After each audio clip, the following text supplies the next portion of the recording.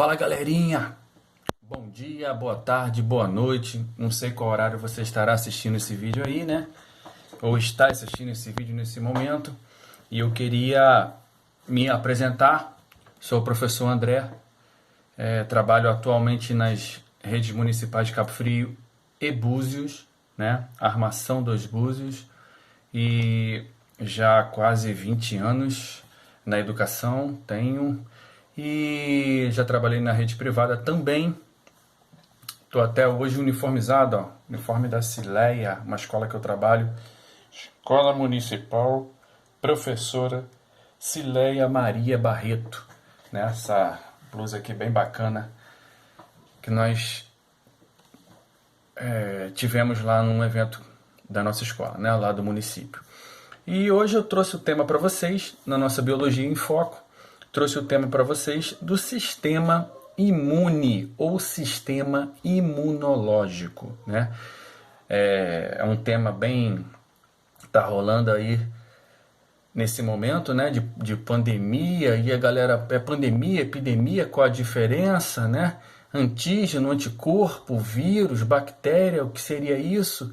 Né? São tantas informações, tantas palavras, e quando a gente fala de biologia, normalmente os alunos ficam assustados com os nomes esquisitos, diferentes, nomes científicos e tudo mais, mas nem nós biólogos somos obrigados a conhecer e saber todos os nomes científicos, até porque a nossa biodiversidade ela é enorme e não teria como nós estarmos desvendando, enfim, todas as espécies existentes na nossa biodiversidade, ainda mais aqui no Brasil, né?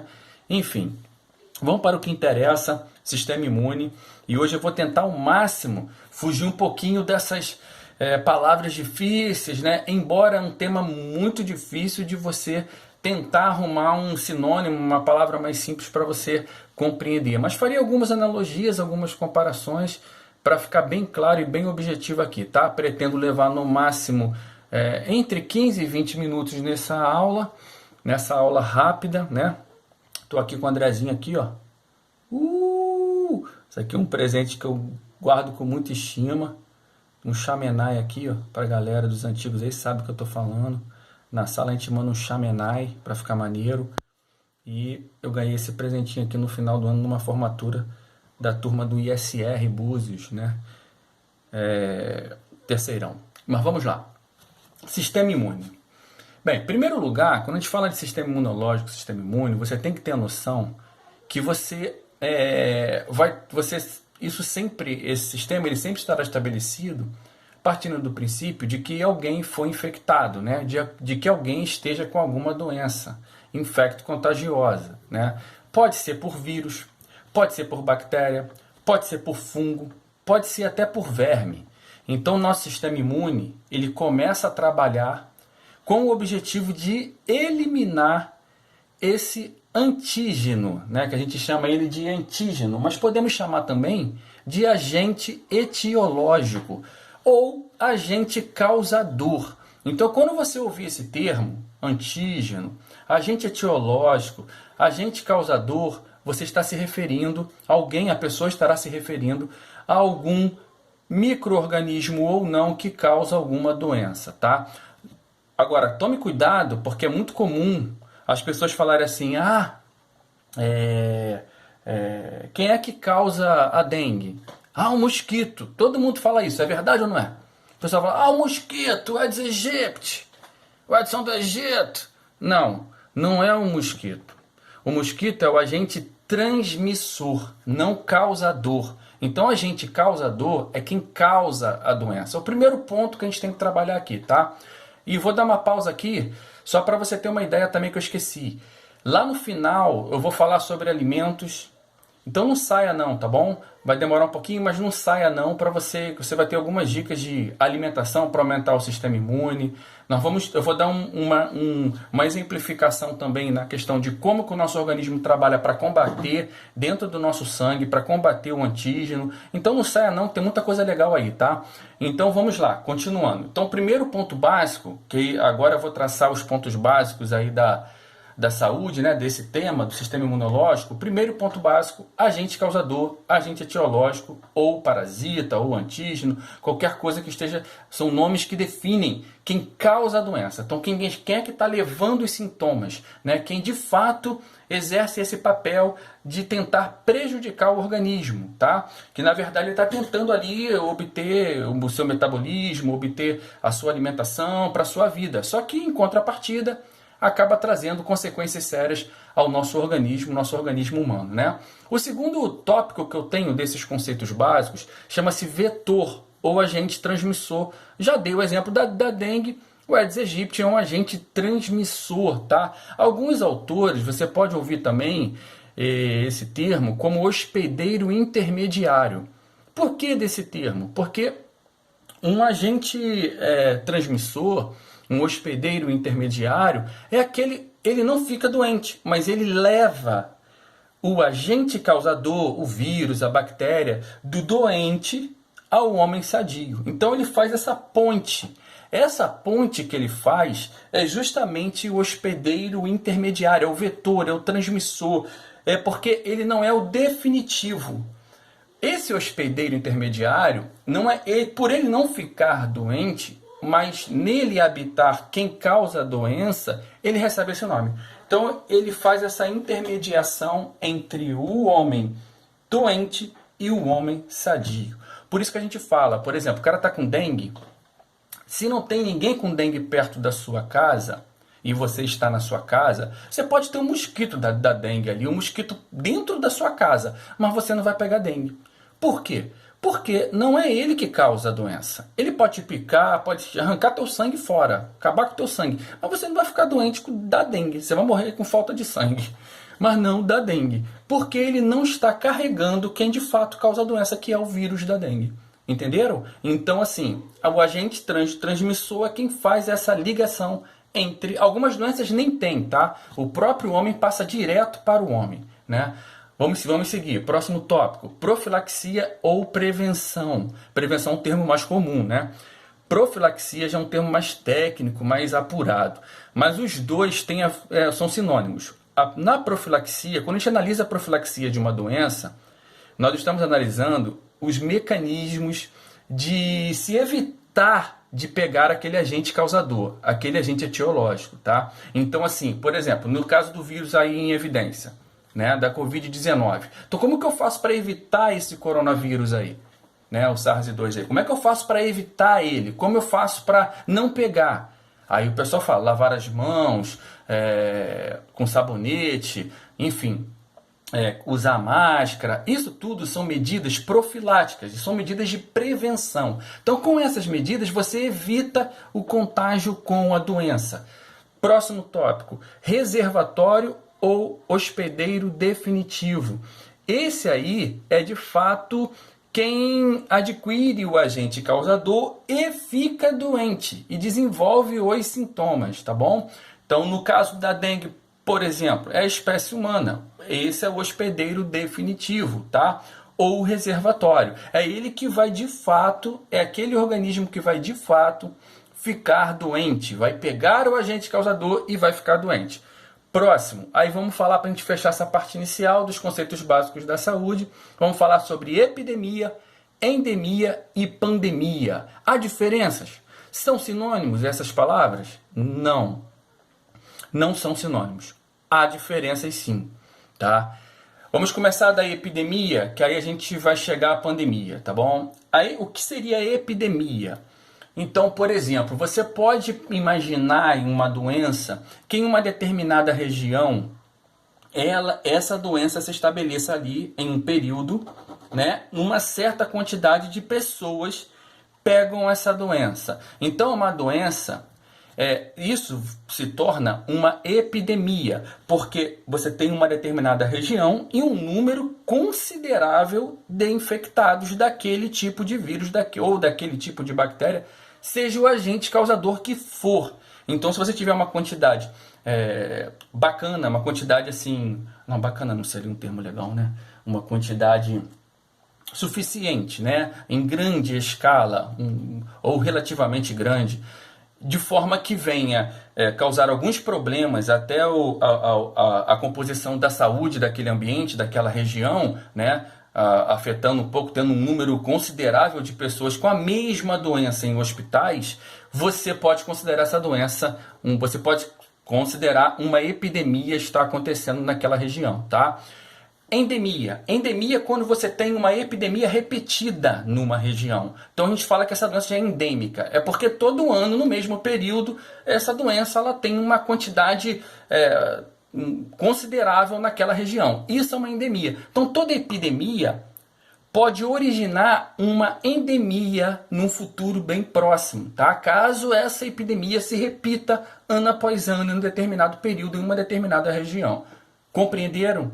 E pandemia? Pandemia já é um termo mais global, é um termo mais geral. Então, se eu tenho uma doença que eu encontro praticamente em todos os continentes do planeta Terra, essa doença é pandêmica, ou seja, eu tenho uma pandemia. Essa doença se tornou uma pandemia, porque eu encontro esse agente causador em praticamente todo mundo.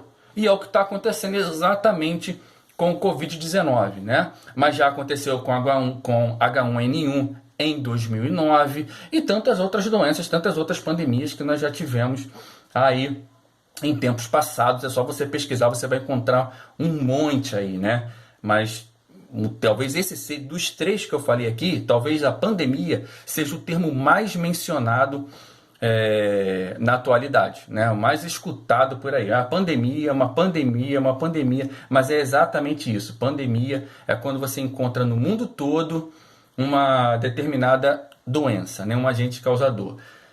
Vamos pular aqui, vamos trabalhar um pouquinho na questão de alguns tipos de imunidade, tá bom? E imunização também. Vamos entender, vamos compreender um pouquinho esses tipos aí do que significa. Primeira coisa que você tem que ter em mente, galera, é que você tem um combate inicial, né? Um combate do seu corpo, tá? Agora eu estou falando do combate do corpo, da imunidade, a gente vai começar a tratar da imunidade. No entanto, antes desse micro-organismo entrar de fato na sua corrente sanguínea, se for um micro-organismo que parasita, que entra na corrente sanguínea e se espalha e vai para o órgão que for, antes disso, o teu organismo ele já tem alguns artifícios, alguns mecanismos de proteção, né? O sistema imunológico não necessariamente você precisa ter sangue, anticorpos, células sanguíneas que vão combater antígenos. Na verdade, antes mesmo desse antígeno entrar na corrente sanguínea, teu organismo já está fazendo um combate. Quem faz isso? Isso é o que nós chamamos de imunidade inata, tá? São as barreiras físicas e químicas. A principal é a pele, mas também temos na pele, associada à pele, temos quem? Os pelos. Então os pelos, por exemplo, no nariz, eles fazem uma filtração. Eles já fazem uma retenção, ele já retém alguns micro-organismos. Ou seja, impossibilita essa entrada. Então os pelos no corpo, eles fazem essa primeira barreira contra os micro-organismos. Essa imunidade aí, nós chamamos ela de inata. Porque o nosso organismo, você não precisa, você já desenvolve, o teu organismo já desenvolve os pelos, essas proteções, a própria pele já faz esse controle. Inclusive a pele é ácida e isso ajuda no combate a alguns micro-organismos. Embora outros, a acidez até favorece, né? Como é o caso da Cândida. Em relação da Cândida albicans, que é um tipo de fungo que causa candidíase, né? Que é uma doença, inclusive, sexualmente transmissível, onde o indivíduo acaba... o fungo acaba se desenvolvendo nesse ambiente ácido, né? Mas, no entanto, a acidez evita o contágio de algumas doenças. Então, a pele, os pelos, isso tudo, o suco, por exemplo, na questão química, isso são barreiras físicas, né? E na barreira química, que também é uma imunidade inata, nós poderíamos falar, por exemplo, do suco gástrico, que é ácido e também possibilita a proliferação de bactérias, de vírus no estômago, né? Inclusive elimina. Comparada a essa imunidade inata, na verdade, comparada não, né? Nós fizemos aqui um paralelo. Existe uma outra imunidade que é chamada imunidade adquirida. Essa imunidade adquirida é exatamente a composição dos anticorpos específicos, tá bom? Então, essa imunidade adquirida, ela vai exatamente trabalhar dentro da tua corrente sanguínea na produção dos anticorpos específicos, que daqui a pouquinho eu vou falar, já. Vou falar um pouquinho como que isso se processa dentro do nosso corpo, né? Nós temos alguns órgãos que trabalham para isso, né? O baço, o timo, os gânglios ao longo do corpo, eles também têm esse processo, trabalham na questão imunológica, né? E nós temos a própria medula óssea também produzindo células sanguíneas, né? Mas nessa questão da imunidade adquirida, é exatamente o que eu vou trabalhar já, exemplificando como que um anticorpo é produzido, tá bom? Mais para frente eu vou falar. E agora, vou falar algo agora que vai anteceder essa minha explicação, esse meu exemplo. Imunização passiva e ativa. Já ouviram falar nesses dois termos? Imunidade passiva, imunidade ativa. O termo mais correto é imunização, né? Na imunização passiva, qual é a grande diferença entre a imunização passiva e a ativa? A passiva, o que é uma coisa passiva, gente? Parada, inértil, né? Só recebe. E o ativo? O ativo é que está agitando, né? Enfim, a imunização passiva, nós temos como principal exemplo o soro terapêutico, tá? Não é o soro fisiológico, nem soro que você está recebendo ali no hospital, não. É o terapêutico mesmo. É aquele soro que contém os anticorpos, tá? Alguém poderia perguntar, mas como que isso é produzido? Normalmente utilizam-se outros mamíferos. Utiliza-se normalmente o cavalo, né? Você coloca no cavalo o vírus, a bactéria, ele produz o anticorpo e você retira o anticorpo e produz o soro para posteriormente estar aplicando no homem, né? Porque aí o cara já recebe diretamente. Por que ela é chamada de passiva? Porque você já recebe diretamente o anticorpo. Essa é de tratamento, né? O cara já está doente.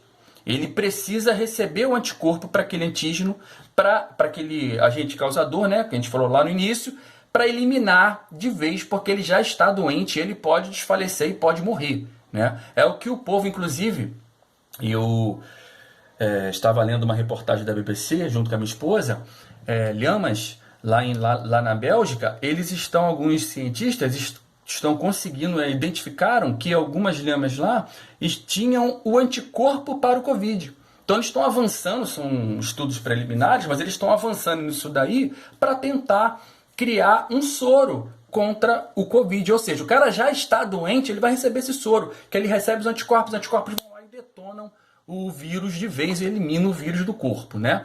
E a imunização ativa? A imunização ativa é exatamente a vacina. É quando você vai lá vacinar o seu filho, quando você vai lá se vacinar. Essa é a imunização ativa. Por que ela é ativa? Porque ela promove, você recebe ali o vírus atenuado, a bactéria enfraquecida, né? Você recebe ali aquele micro-organismo totalmente enfraquecido ou morto, a ponto só para simular a doença no teu corpo, dentro lá do teu organismo, dentro do seu sangue. Então há uma simulação da doença. E aí o teu corpo identifica aquele micro-organismo e o que ele faz? Ele tenta criar um anticorpo específico, porque a criação do anticorpo é específico para eliminar esse vírus, eliminar essa bactéria. É ativo porque ela põe o teu organismo para trabalhar, o teu organismo para produzir os anticorpos, tá? Vamos entender melhor. Sai daí, Dezinho. Dezinho vai vir para cá, daqui a pouco ele volta. Ó, tá vendo aqui, ó?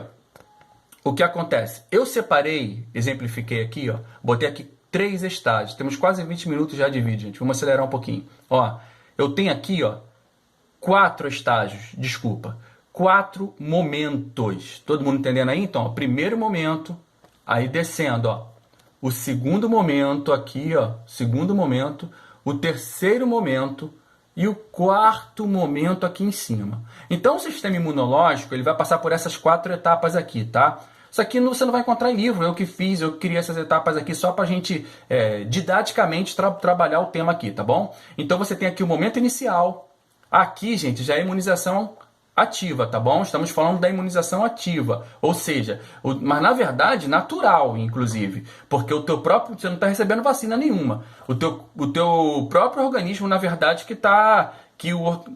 Vamos até desconsiderar a questão da imunização ativa, se nós tiver imaginar que é vacina, né? Vamos imaginar que o vírus entrou no teu sangue. Vamos imaginar assim, um vírus, uma bactéria, esse micro-organismo, eu botei vírus aqui, seja o vírus que for, não interessa. Entrou no sangue. O que acontece? Primeiro ponto, passou pelas barreiras, passou pela imunidade inata, né? Pelas barreiras físicas e químicas, entrou no sangue, e aí o teu organismo começa a tentar combater. Você tem aqui, ó, algumas células, essas vermelhinhas, algumas células inicialmente fazem esse combate. São duas delas, neutrófilos e macrófagos. Essas células que você encontra no sangue, né? Os neutrófilos estão no sangue, correndo pelo sangue, e os macrófagos nos tecidos, eles identificam esse vírus e vão lá fazer o combate inicial.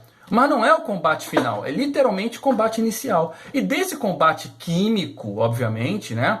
Esse combate químico, fragmentos do vírus são expostos, são colocados no seu próprio anticorpo ali, no anticorpo que está fazendo esse combate inicial. Ih, acho que não. Passou, voltou. Então, fragmentos do vírus são expostos nesse corpo, nesse anticorpo, melhor. Aí o que ele faz? Um outro linfócito, gente, é uma célula branca, uma célula do sistema imunológico, tá bom? Tem esse nome. Um linfócito chamado linfócito T, o que ele faz? Ele pega esses fragmentos e ele carrega, aí já é etapa 2, ó. Etapa 1 é o combate inicial dos macrófagos e neutrófilos. Aí na etapa 2, o linfócito T, que é uma outra célula do sistema imunológico, pega os fragmentos do vírus expostos aqui, ó, e aí carrega até o linfócito B, que eu botei aqui a coroa, que é o grande reizinho. E aí o que esse carinha faz? Eu costumo chamar esse cara, o linfócito T, de office boy, mensageiro da empresa. Então isso aqui é como se fosse uma empresa que vai produzir anticorpos específicos. Esse cara é o office boy. Ele pega a mensagem aqui no combate inicial e carrega para o presidente dessa empresa, que é o linfócito B. O que ele faz? Produz os anticorpos específicos. Gente, isso chama-se especificidade no sistema imunológico. O sistema imunológico ele é específico. Então, nesse aspecto aqui, ele é específico. Ou seja, vai existir um anticorpo para cada tipo de vírus. Por isso é difícil de criar uma vacina para vírus. Como eles são mutantes, você tem vários tipos de vírus para você que causa uma doença só. Então você precisa ter uma vacina que pegue todos esses vírus, porque para cada tipo de vírus você vai ter um tipo de anticorpo que vai combatê-lo, tá bom? Isso chama-se especificidade. E quem é que carrega esses fragmentos para criar esses anticorpos específicos? O linfócito T, tá bom? Ele é chamado também de CD4, linfócito CD4. Ele carregou, ele chegou aqui no linfócito B. O linfócito B pega exatamente esses fragmentos virais, ou bacterianos, seja o que for, e aí, ao pegar... esqueci de falar dos protozoários, também causam doenças, né? Como malária, doença de Chagas e outras doenças. Ele pega aqui esses fragmentos desse antígeno e produz os anticorpos específicos. Aí, os anticorpos específicos caminham pela corrente sanguínea, aqui os anticorpos específicos, tá? Eles caminham, já é o momento 4, do sistema imune e vão até o local da infecção e destroem de vez os vírus ali existentes, tá? Ou bactérias, o antígeno ali existente. Compreenderam? Então, de uma forma simplificada aqui, eu tentei explicar para vocês mais ou menos como acontece um combate a um micro-organismo dentro do nosso corpo. Vamos seguir. Beleza. Voltou Dezinho, vamos lá. Para fecharmos, na nossa conclusão, eu separei aqui algumas orientações em relação à alimentação que eu acho importante, né? Na verdade, são duas coisas que eu considero bastante importantes nesse processo de potencializar o sistema imune e o sistema imunológico, tá? Alimentação e hidratação. Galera, beber água é fundamental. Todo mundo sabe que o nosso corpo tem mais de 70% de água, né? Então, assim, só mais ou menos 30% é matéria sólida. O restante é líquido, é água, né? Temos gases também, lógico. Alguns, então, só estão bem fedorentos. Mas, assim, nós temos 70% do nosso corpo é água. Hidratar é fundamental. Não tem como produzir anticorpo se o organismo não está bem hidratado. Por isso que numa virose, por exemplo, tem que beber muita água, é isotônico, é repor os sais minerais. água mesmo. Tem que se hidratar. O corpo precisa de água para ele estar equilibrado, para ele estar... Então você que bebe pouca água, como eu também bebo, comece a beber mais água. Eu tenho melhorado nisso, tá? Inclusive não bebo mais gelada, para não arrebentar minha garganta. Há anos eu faço isso. Mas vamos lá. E a alimentação? A alimentação, eu separei aqui alguns alimentos, separei em 3 grupos, mas tem mais do que isso, tá? Só para finalizar, que nós já temos 25 minutos de vídeo. Nós temos aí as frutas cítricas, são as mais conhecidas, né? Porque elas têm vitamina C, são ricas em vitamina C, e a vitamina C está diretamente relacionado ao aumento do sistema imunológico, né? Nós encontramos vitamina C, os 2 clássicos que todo mundo sabe, que é a laranja e a acerola, mas temos também no tomate, no pimentão, né? Nós temos também no kiwi e temos outros alimentos, eu poderia citar aqui vários que têm a vitamina C, tá? Mas é importante tomar vitamina C, comer esses alimentos, algumas frutas, algumas verduras também tem, tá bom? É bom vocês estarem ligados nisso. Os vegetais verdes escuros, como couve, brócolis, temos aqui também espinafre, né? Eles são ricos em ácido fólico, e o ácido fólico também favorece o sistema imune, o sistema imunológico. E por fim, a última dica, tem 4 dicas, desculpa. Por fim, a penúltima dica, você pode também, os alimentos ricos em zinco, que o zinco também favorece o sistema imune, tá? Aí você tem aí, cereais, lentilhas, feijão, ervilhas, né? São alimentos ricos em zinco, que também facilita e potencializa o sistema imune. E por fim, agora sim, para nós fecharmos, o azeite e o salmão, tipo de peixe, né? O azeite e o salmão, eles têm ômega 3, e ômega 3 também tem uma relevância grande no aumento do sistema imunológico. É isso, galera. Um grande abraço a vocês. Essa é a nossa Biologia em Foco de hoje, ok? Beijão e fui! Dezinho!